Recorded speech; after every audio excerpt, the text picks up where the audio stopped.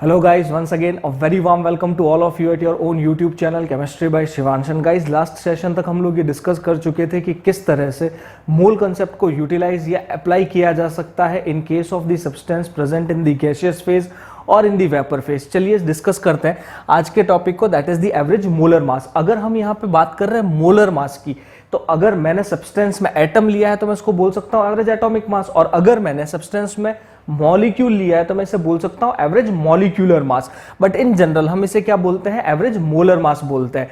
Important चीज इस topic के बारे में क्या है कि हम पीरियोडिक टेबल में जितने भी एलिमेंट के मास के साथ में डील करते हैं वो सारे मास कौन से होते हैं, एवरेज मोलर मास होता है। इस टॉपिक में जाने से पहले चलिए डिस्कस करते हैं कुछ बेसिक सी चीजों को। अगर मैं आपसे पूछ लेता एटम का वेट किस पे डिपेंड करेगा, तो आप बोलेंगे सर एटम के अंदर इलेक्ट्रॉन होता है, प्रोटॉन होता है और न्यूट्रॉन होता है।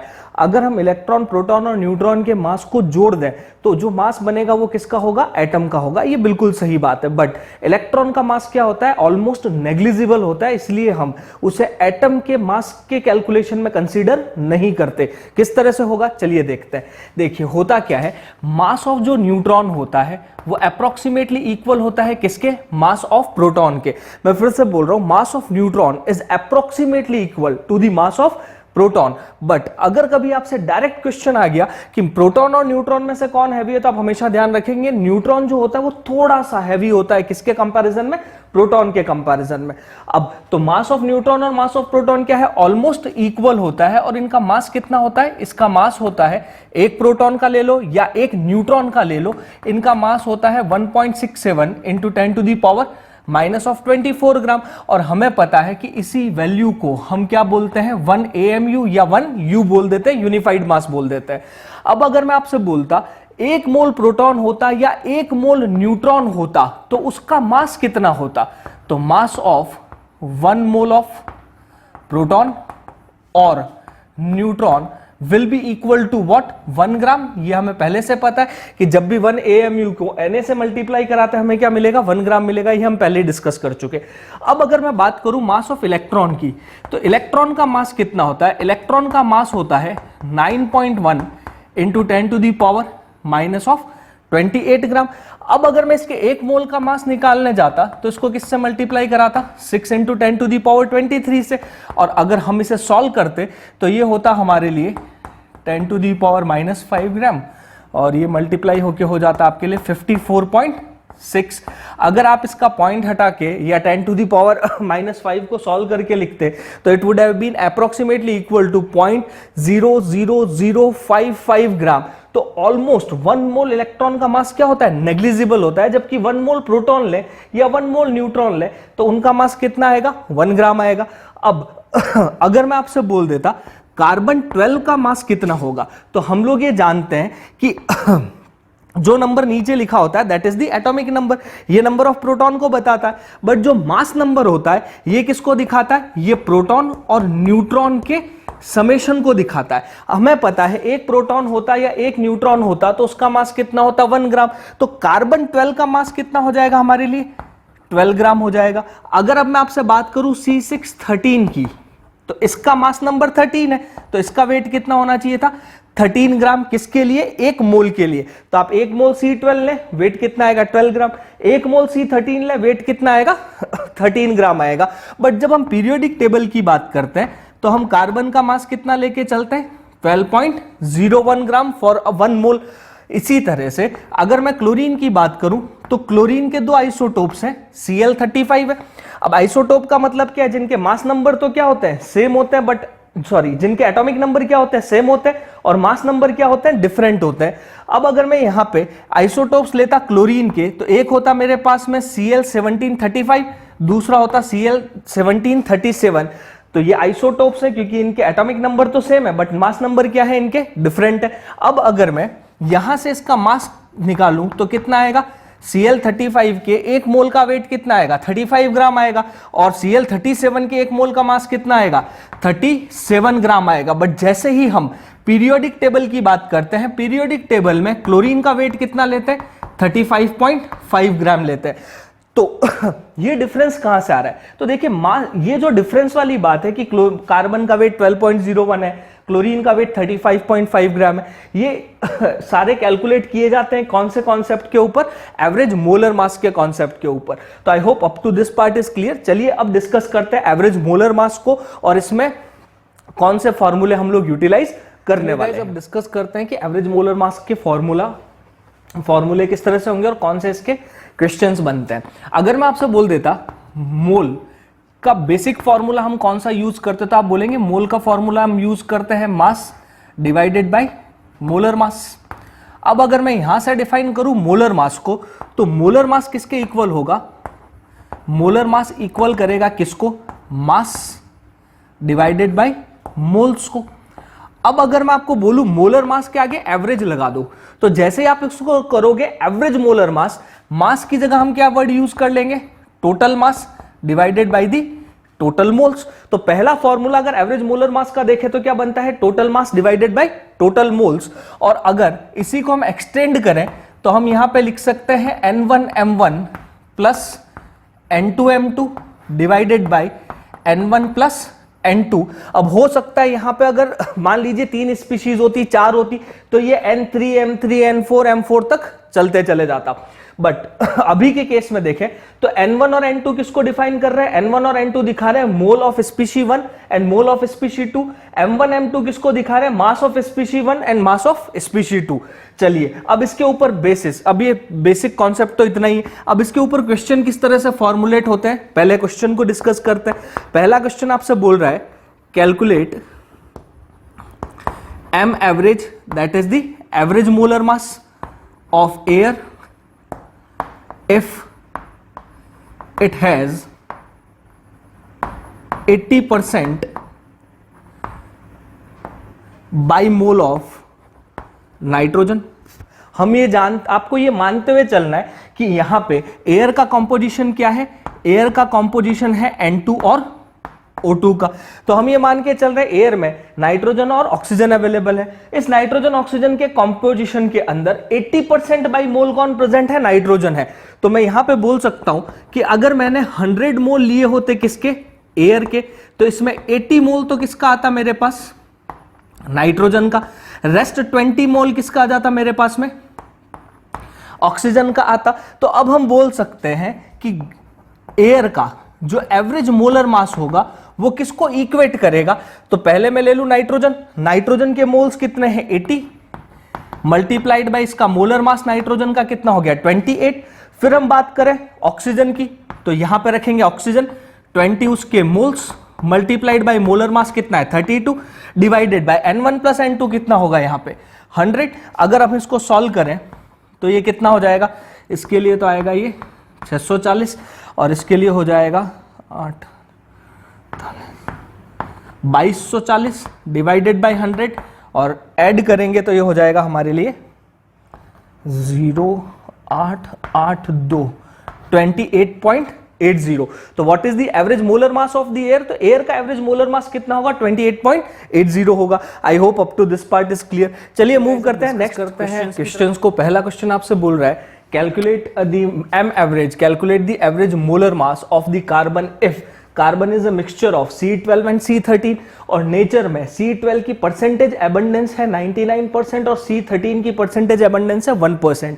ये जो परसेंटेज एबंडेंस होती है इन्हें ही हम परसेंटेज बाय मोल भी बोलते हैं। तो अगर मैं यहाँ पे बोल रहा हूं अगर आपने टोटल 100 मोल लिया कार्बन का तो उसके अंदर 99 मोल किसके होंगे? C12 के होंगे और 1 मोल किसका होगा? C13 का होगा। और मुझे क्या कैलकुलेट करना है? M average. तो अगर मैं यहाँ पे कैलकुलेट करूं M एवरेज किसके इक्वल होगा? हमारा फॉर्मूला फिर से लगा दें, N1M1 moles of species 1 plus multiplied by molar mass plus moles of species 2 multiplied by mass 2 और नीचे क्या लिख देंगे? N1 plus N2। तो हमें पता है टोटल मोल तो यहां से कितना आ रहा है? 100 आ रहा है। यहां पे मैं लिख रहा हूं M एवरेज। और अब क्या करें? C12 का मोलर मास कितना होगा? 12 होगा क्योंकि इसका मास नंबर 12 है। इसको मल्टीप्लाई कराए किससे? 99 से प्लस यहां पे C13, तो 13 का मास कितना होगा? 13 मल्टीप्लाई किससे करा दें? 1 मोल से। तो अब अगर इसको सॉल्व करेंगे तो ये होगा हमारे लिए 108 और 108 1188 और साथ में कितना आ जाएगा 13 डिवाइडेड बाई 100। अब अगर हम इसको ऐड करें तो ये हो जाएगा हमारे लिए 1201 डिवाइडेड बाई 100 और फर्दर सॉल्व करेंगे तो कितना आ जाएगा 12.01।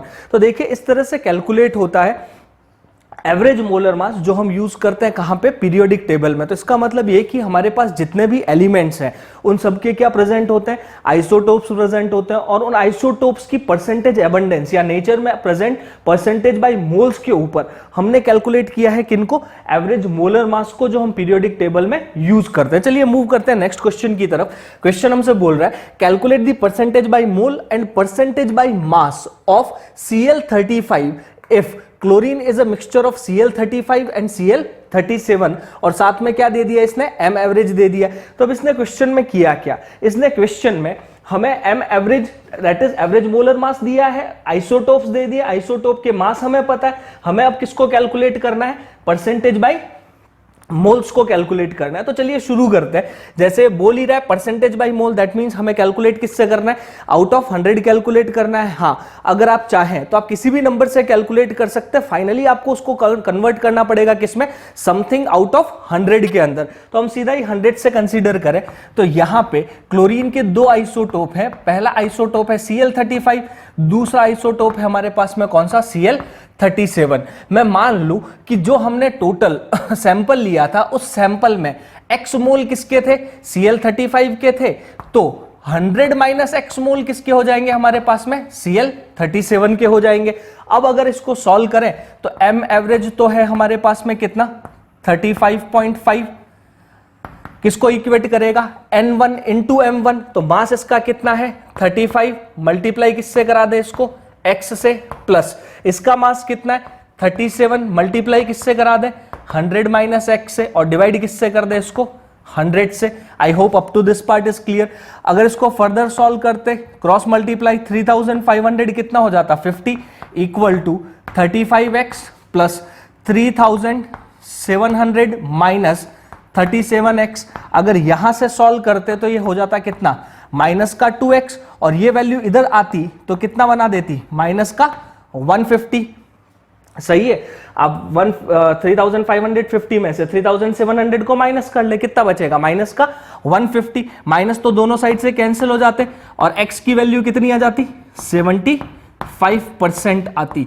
अगर हमने इसे 100 में से कैलकुलेट किया इसलिए कितना लिखेंगे, 75%। अगर आप इसे आउट ऑफ 1 कंसीडर करते तो आप यहां पे कितना मानते कि इसका मोल, अगर टोटल 1 मोल लिया है तो उसमें से इसका कितना है x, तो Cl37 कितना हो जाता 1 माइनस एक्स। तो ये आपका जो आंसर अभी 75% आया है, ये कितना आता, 0.75 आता, फ्रैक्शन वाली वैल्यू आती।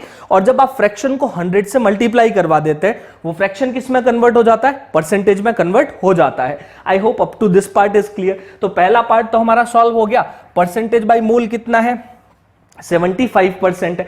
अब हमसे पूछ रहा है calculate the percentage by mass of Cl35। अब परसेंटेज बाय मास का फॉर्मूला क्या था, mass of A species divided by total mass multiply by 100। तो मास ऑफ ए स्पीशी कितना है, तो स्पीशीज का मास कितना है 35 इंटू एक्स होगा। किस तरह से निकाले अब इसे, तो हम यहां पे लिख रहे हैं percentage by mass equal to 35 into 75% को मैं 75 अपॉन 100 कर दूं तो ये कितना हो जाएगा 0.75 डिवाइडेड बाय इसका टोटल मास। यहां पे हम टोटल की जगह क्या लेने वाले हैं, एम एवरेज कितना होगा 35.5, और इसे मल्टीप्लाई करवा देंगे किससे 100 से, तो ये हमें मिल जाएगा क्या percentage by mass. I hope up to this part is clear. देखिए इस पूरे फॉर्मूले, इस पूरे कॉन्सेप्ट में सिर्फ दो ही फॉर्मूले हैं, total mass divided by total moles, या फिर हम लिख देते हैं N1 M1 plus N2 M2 divided by N1 plus N2। But इस पूरे कॉन्सेप्ट में बनने वाले क्वेश्चन बहुत बढ़िया लेवल के होते हैं, तो थोड़ा सा इसके ऊपर फोकस करें और प्रैक्टिस करें, और मोर और less physical chemistry is a part of the practice only. चलिए मूव करते हैं नेक्स्ट पार्ट की तरफ, डील करते हैं नेक्स्ट क्वेश्चन के साथ में। और नेक्स्ट क्वेश्चन बोल रहा है कि a mixture contains 10% by mass O2, 10% by mass helium and rest SO2 gas, calculate the M average. अब आपको एवरेज मोलर मास निकालना है, बट इस बार इसने percentage by mass, sorry percentage by moles नहीं दिए, तो आप क्या करेंगे, सीधा सा एम एवरेज का फॉर्मूला लगाओ, total mass divided by total moles. तो मास कितना होगा, 100 ग्राम अगर मैंने लिया होता तो 10 ग्राम कौन होता, ऑक्सीजन, 10 ग्राम कौन होता, हीलियम, और 80 ग्राम कौन हो जाता है, SO2। तो अगर मैं यहाँ पे m एवरेज लिखूं तो m एवरेज किसके इक्वल होगा, टोटल मास। टोटल मास तो कितना है मेरे पास में, 100 ग्राम। अब अगर मैं बात करूं टोटल मोल्स की, तो मोल किस तरह से निकाले, 10 ग्राम कौन है, O2, तो कितना होगा मोल, 10/32 O2 के लिए, प्लस 10% बाई मास कौन है, हीलियम, तो 10/4 मास अपॉन मोलर मास, तो इसके मोल आ गए। तीसरे में क्या लिख देंगे हम, 80 डिवाइडेड बाय SO2 का मोलर मास कितना होगा, सल्फर का होता है 32, और 32 ही किसके लिए होगा, ऑक्सीजन के लिए, तो ये कितना हो जाएगा, 64। अगर हम इसको सॉल्व करेंगे तो हमें क्या मिलेगा, इस मिक्सचर का एवरेज मोलर मास मिलेगा। तो I hope up to this part is clear. चलिए नेक्स्ट पार्ट की बात करते हैं। देखिए अगर मैं बात करता आइडियल गैस इक्वेशन की, तो हमारे पास में इक्वेशन क्या होती, PV इक्वल टू nRT होता। यहां पे हम n को क्या लिख सकते हैं, हम n को लिख सकते हैं मास of the gas divided by the molar mass, into क्या करें इसे, RT कर दें। अगर हम फर्दर चलें तो हम इसको क्या लिख सकते हैं, P equal to mass upon volume. Volume को मैं V जो है इसको वॉल्यूम ले रहा हूं, वॉल्यूम को क्रॉस मल्टीप्लाई करवाया, इनटू क्या लिख सकते हैं, RT upon molar mass. Molar mass को मैं लिख रहा हूं mm। अब देखिए मास अपॉन वॉल्यूम क्या होता है, डेंसिटी होता है। तो ये क्या हो गया हमारे लिए, गैस की डेंसिटी। तो जब भी आप गैस की डेंसिटी निकालने जाए तो आप क्या कर सकते हैं, डेंसिटी इंटू RT किसके इक्वल होता है, प्रेशर इंटू मोलर मास के इक्वल होता है। या हम यहां पे लिख दें डेंसिटी किसके इक्वल होगा, pressure into molar mass divided by RT।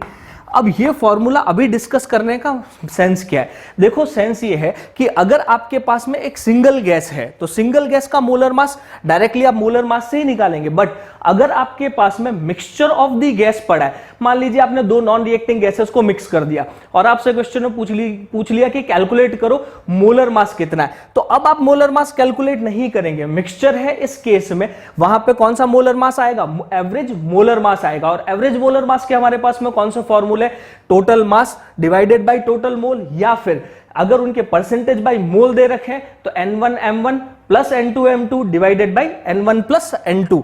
I hope up to this part is clear. चलिए इससे रिलेटेड कुछ क्वेश्चंस को सॉल्व करते हैं to get the in depth knowledge of the concept.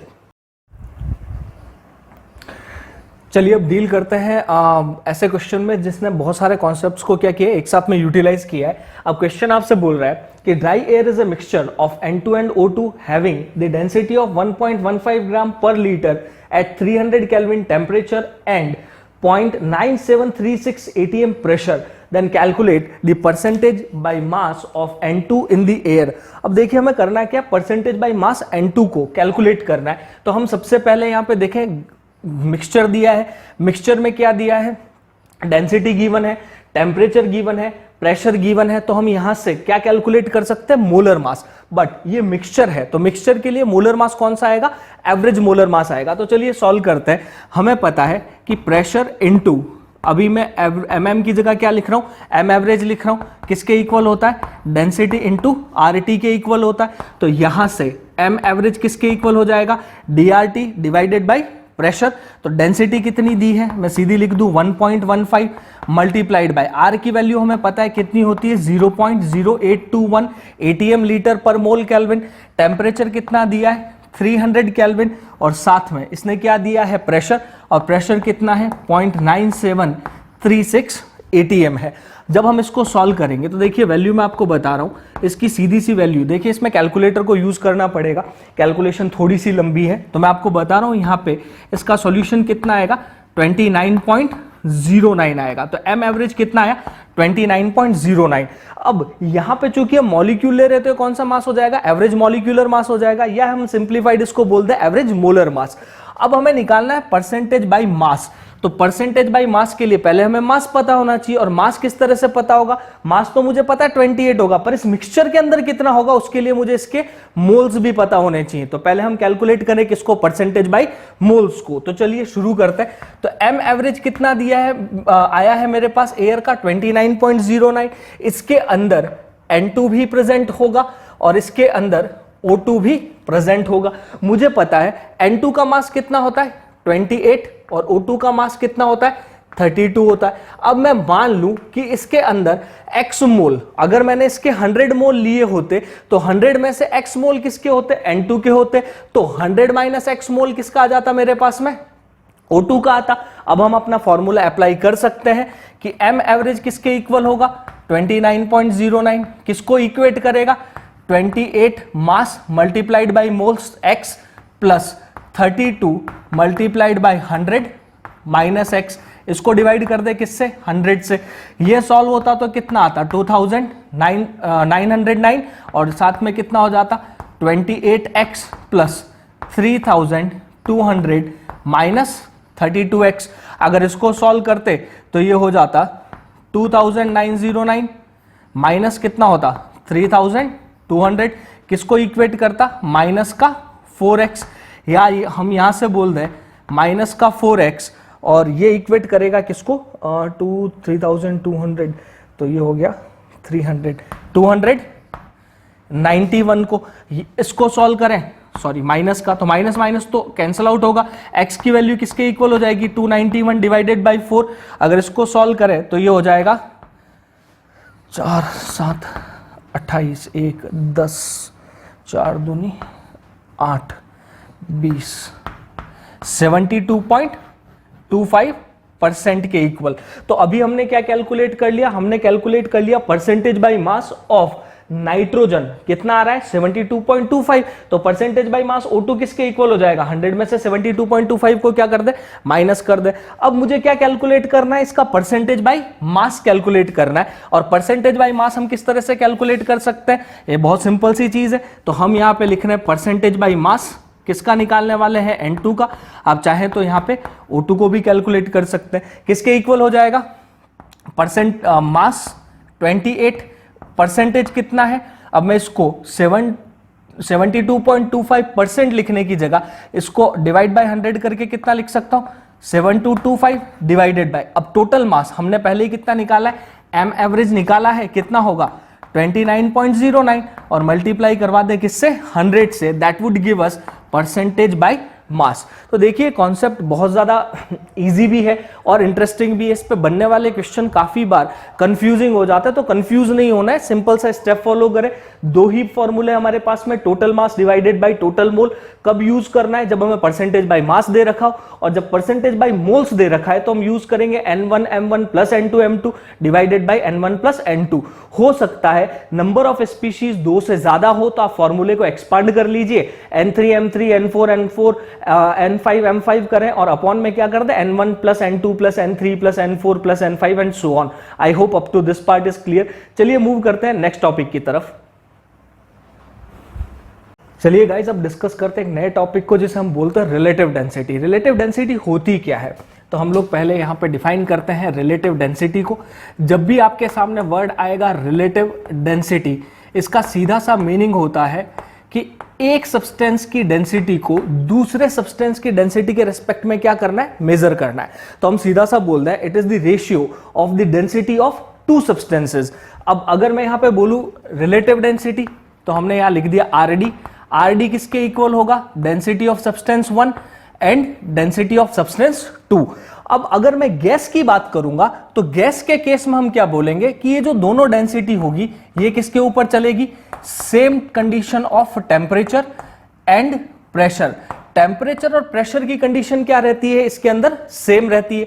तो जब सेम टेम्परेचर और प्रेशर के ऊपर हम दो गैसेस की डेंसिटी का रेशियो लेते हैं तो उसे क्या बोलते हैं, रिलेटिव डेंसिटी बोलते हैं। अब अगर मैं टेम्परेचर और प्रेशर की कंडीशन सेम रख देता तो डेंसिटी मुझे पता है किसके इक्वल होती है, डेंसिटी इक्वल होती है pressure into molar mass divided by RT। तो मैं पहले के लिए लिख रहा हूं, अपर वाला हो गया अपना pressure into molar mass of gas 1 divided bye RT, ये पहली गैस के लिए। दूसरी गैस के लिए क्या लिखेंगे, pressure into molar mass 2 divided by RT।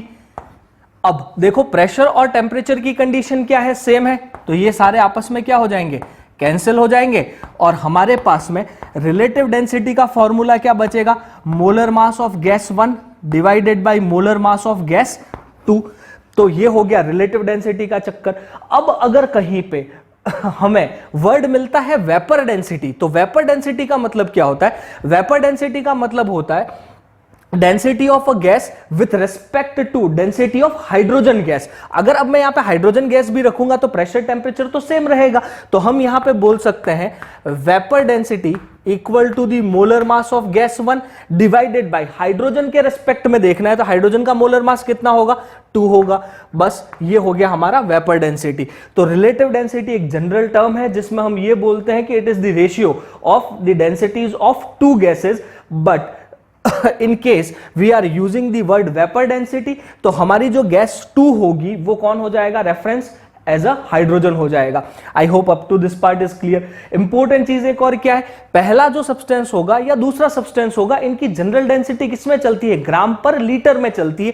But हम बात कर रहे हैं रिलेटिव डेंसिटी की या वेपर डेंसिटी की, तो इनकी यूनिट्स आपस में क्या हो जाएगी? कैंसिल आउट हो जाएगी। तो रिलेटिव डेंसिटी या vapour density unit less quantity होती है जबकि डेंसिटी की एक यूनिट होती है। चलिए अब इस वेपर डेंसिटी से रिलेटेड या रिलेटिव डेंसिटी से रिलेटेड कुछ क्वेश्चंस को डील करते हैं। डेंसिटी एंड वेपर डेंसिटी, पहला क्वेश्चन आपसे बोल रहा है calculate the vapour density of SO2 gas and density with respect to helium gas. तो VD का तो सीधा सा फॉर्मूला क्या होता है? VD का फॉर्मूला होता है मोलर मास डिवाइडेड बाई 2, क्योंकि उससे हम किसके रेस्पेक्ट में देख रहे हैं? हाइड्रोजन के रेस्पेक्ट में। तो SO2 का मोलर मास कितना होगा? 32 प्लस 32 कितना हो जाएगा? 64 डिवाइडेड बाई 32 और कितना आ जाएगा ये? 32। तो इसकी कोई यूनिट नहीं होगी क्योंकि vapour density is a unitless quantity. अब आगे बोल रहा है कि calculate the density of SO2 gas with respect to helium gas. तो हमें करना क्या है? अब वेपर डेंसिटी की जगह क्या वर्ड यूज कर लेंगे? Relative density. और रिलेटिव डेंसिटी किसके इक्वल होता है? Molar mass of gas 1 divided by molar mass of gas 2, जो कितना होता है हीलियम के लिए 4। अगर इसको सॉल्व करेंगे तो कितना आ जाएगा? 16 आ जाएगा। हो सकता है वो यहां पे हमें VD और RD का क्या पूछ लेता? रेशियो पूछ लेता। तो क्वेश्चन किसी भी टाइप का बन सकता है, बस अपने को कॉन्सेप्ट को ध्यान में रखना है। अगला क्वेश्चन देखिए, calculate the vapour density of a gas if its density at STP is 0.18 gram per litre. हमसे बोल रहा है VD निकालो और साथ में क्या दे दिए? उसकी डेंसिटी एट STP। तो हमें पता है VD का फॉर्मूला क्या होता है? VD का फॉर्मूला होता है molar mass of the gas divided by 2, क्योंकि हाइड्रोजन के रेस्पेक्ट में देखते हैं। अब मुझे पहले क्या कैलकुलेट करना है? Molar mass. और मोलर मास के लिए इसने क्या दिया है? हमें डेंसिटी दिया है। हमें पता है STP के ऊपर किसी भी गैस के एक मोल का वॉल्यूम कितना होता है? 22.4 लीटर होता है। तो हम यहां पे बोल सकते हैं कि 1 लीटर किसके इक्वल होता है? 1 लीटर किसके इक्वल होगा? 0.18 ग्राम के इक्वल होगा। तो 22.4 लीटर, या अगर रिसेंट गाइडलाइन यूज करें तो इसे क्या लिख देंगे? 22.7 लीटर किसके इक्वल हो जाएगा? 0.18 मल्टीप्लाइड बाई 22.7। तो ये क्या आएगा हमारे लिए? ये आएगा 1 मोल का मास, जिसे हम क्या बोल सकते हैं? Molar mass. और मोलर मास को यहां पे रख दें तो ये कितना हो जाएगा? 0.18 मल्टीप्लाइड बाई 22.7 डिवाइडेड बाई 2। ये हमारे लिए क्या बन जाएगी? वेपर डेंसिटी बन जाएगी। I hope up to this part is clear. Next part question की बात करें, हमसे बोल रहा है a gaseous mixture contains 44% by mass CO2 and rest is N2 gas. तो हमें सीधा सा पता है कि ये जो गैसियस मिक्सचर आया है, मिक्सचर आएगा तो वहां पे हमें क्या लेना है? फिर से VD के लिए क्या होगा? Molar mass divided by 2। पर मिक्सचर में हम कभी भी मोलर मास डायरेक्ट यूज नहीं करते। हम कौन सा मास यूज करते हैं? एवरेज मोलर मास यूज करते हैं। और एवरेज मोलर मास किसके इक्वल होता है? Total mass divided by total mole, क्योंकि यहां पे इसने परसेंटेज बाय मास की प्रॉब्लम दी है। तो पहले मैं यहां पे लिख दूं, इस केस में VD किसके इक्वल हो जाएगा? M average divided by 2। M average किसके इक्वल होता है? Total mass divided by total mole. तो टोटल मास, तो यहां पे मैं पहले कैलकुलेट कर लेता हूं M एवरेज को।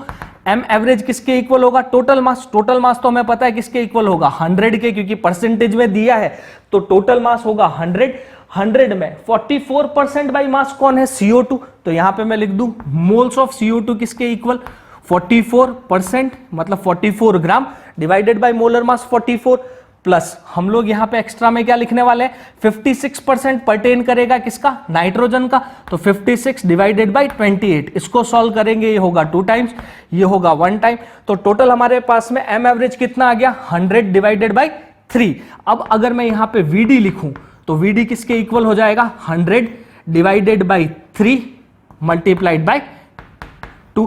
तो m एवरेज की जगह हमने रख दिया 100/3, डिवाइड किया 2 से, तो फाइनल सॉल्यूशन कितना आएगा 100/6 आएगा। हम अगर इसको सॉल्व करें तो हमें क्या मिल जाएगा, हमें क्या मिलेगा, वेपर डेंसिटी मिलेगी। तो ये सारे क्वेश्चन करने के पीछे मतलब क्या है, मतलब सिर्फ इतना सा है कि जब भी हमारे पास में एटम का आइसोटोपिक मिक्सचर हो या मिक्सचर ऑफ द गैसेस हो, तो वहां पे हम मोलर मास की जगह कौन सा मास यूज करते हैं, एवरेज मोलर मास यूज करते हैं। काफी इंपॉर्टेंट टॉपिक है, और अगर ये पता नहीं होगा तो क्वेश्चन में काफी बार कंफ्यूजन पैदा हो जाएगी और क्वेश्चन में गलती होने के 100% चांस रहेंगे। तो सिर्फ 2 फॉर्मूले हैं और 2 फॉर्मूलों पे बनने वाले इतने सारे क्वेश्चन हैं। I hope up to this part is clear guys. अगर आपको चैनल की कंटेंट पसंद आती है तो please do subscribe the channel, videos को लाइक करें और आपके जितने भी फ्रेंड्स हैं उन सब में एटलीस्ट उनको ये कहें कि आप एक बार चैनल देखो। अगर कंटेंट आपको रियलिटी में पसंद आती है तो आप उसे सब्सक्राइब कीजिए। आई होप इतना सा काम आप लोग मेरे चैनल के लिए और मेरे लिए कर सकते हैं। थैंक यू, बाय बाय, मिलते हैं नेक्स्ट पार्ट में।